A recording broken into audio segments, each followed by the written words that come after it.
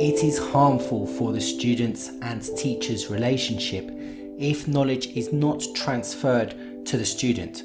A teacher deciding to seriously take on a student would want ultimately to see that the student has worthiness. That is for serious study. Energy is guarded. Wasteful energy from teaching as opposed to teaching from enjoyment, i.e. seeing the student's progress, is not in the interest of the teacher. It is now fashionable to have gurus. Many guru-searching people are not that interested in real spirituality. They enjoy having a photo of their guru on their mantelpiece, perhaps keeping him warm over the cozy fire so that he's not too alone. In modern spiritual traditions, the guru has been appointed a demigod, such as in shamanism.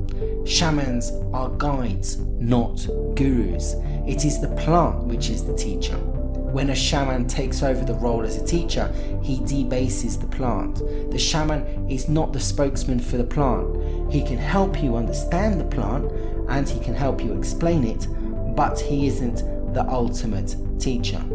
The founder of the Hare Krishna movement said, "There is only one guru who appears in an infinity of forms to teach you, me, and all others." This means guru is not a person.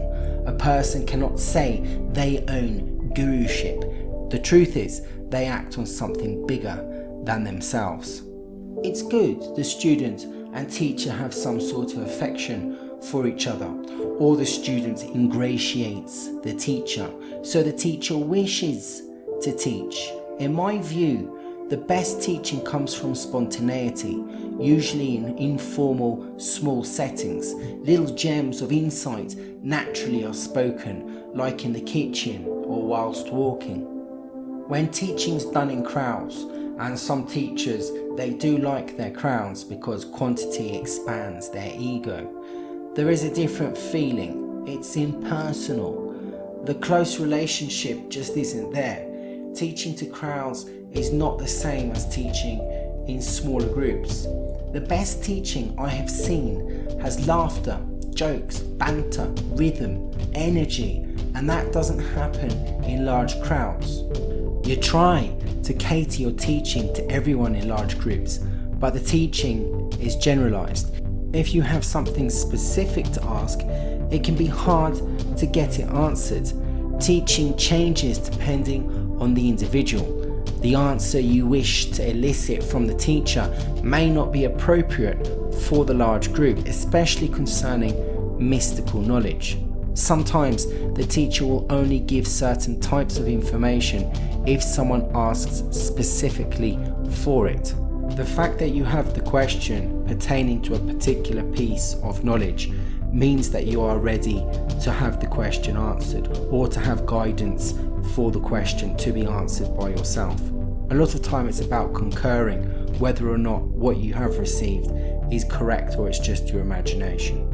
Affection springs from goodwill. I see students exhibiting sometimes cultish and fanatic behaviour.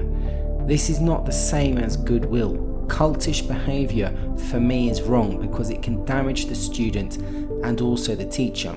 Goodwill is not subservience, and subservience is not humility. Seeking approval from a teacher by giving away your control and power is, in my opinion, disrespectful to yourself. You open yourself up to being taken advantage of. Teachers are not gods. It's the people that turn the teachers into demigods by empowering them. Empowering someone is giving them power. They then develop an artificial aura. You can feel it. They learn that they can behave in a certain way to create an even bigger aura. And what does this aura do? It makes money. Companies see it. A person with a big aura attracts people. Through that attraction, that company can get revenue. Revenue is money. Celebrities make people faint, and they're not godly. Auras can be artificial. The aura people think of as a holy type aura, which is emitted when someone has a connection to the higher consciousness worlds, or they themselves are compassionate. This artificial aura can overwhelm people with its magnetism. For this reason, logic is needed to dismantle experiences that emotionally overcome you. Logic must always be used in spirituality. Teachers that don't teach this, they themselves have an agenda. In regard to the student and teacher, goodwill leads to affection, in turn leading to teaching. Different teachers have different ways of teaching, and not all teachers may teach you everything. Students need a variety. Otherwise, there is a bad tendency to uniformize everything. You need different perspectives so that one perspective does not become the law. Variety is a key to understanding. The progressive student must be spontaneous. Learning has a flow like a river. A river is never straight. If you study text, make sure you understand the intention, not just the words. The cup holds the water. The rules hold spirituality. When you confuse the cup for the water and the liturgy for spirituality, you are misled spiritually. Liturgy are rules that hold beliefs. Do not be stuck with rules. Rules are guides, not absolutes. However, not having the rules is just as bad. When you're going on your path, do not get stuck in it. Spirituality is full of traps. That's the point of spirituality.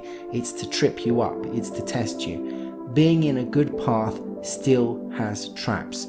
Traps like money, arrogance, ego, women, power. Your path should be challenged. If the path is not challenging but comfortable, the student should destroy the path to find another one. The student should have an inquiring mind. Even the ideas, concepts the path offers, the dogma, the teaching of the leader and guides should be probed. You enter the path with a thesis.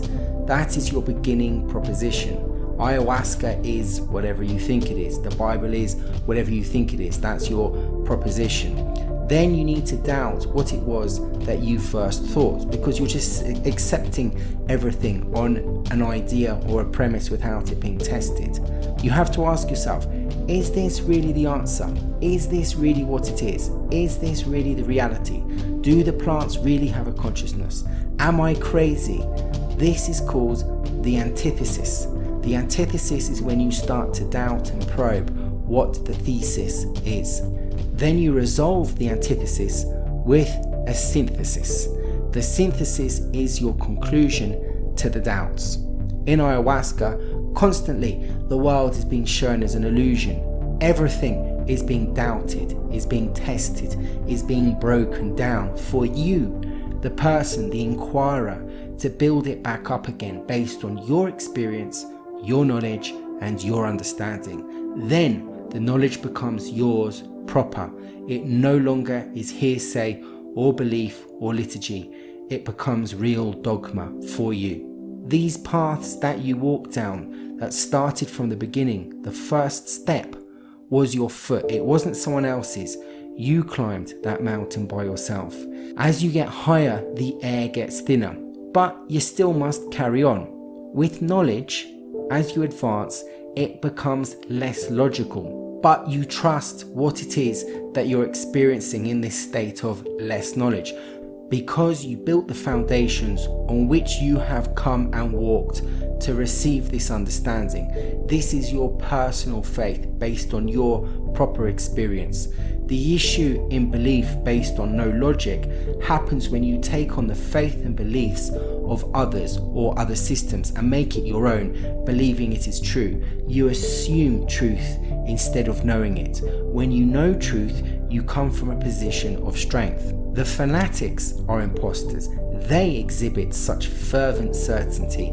They are believable. People that have walked the path know that you cannot have that much certainty, because the world we live in is a matrix, and the matrix works in symbolism, which is for interpretation, not fact.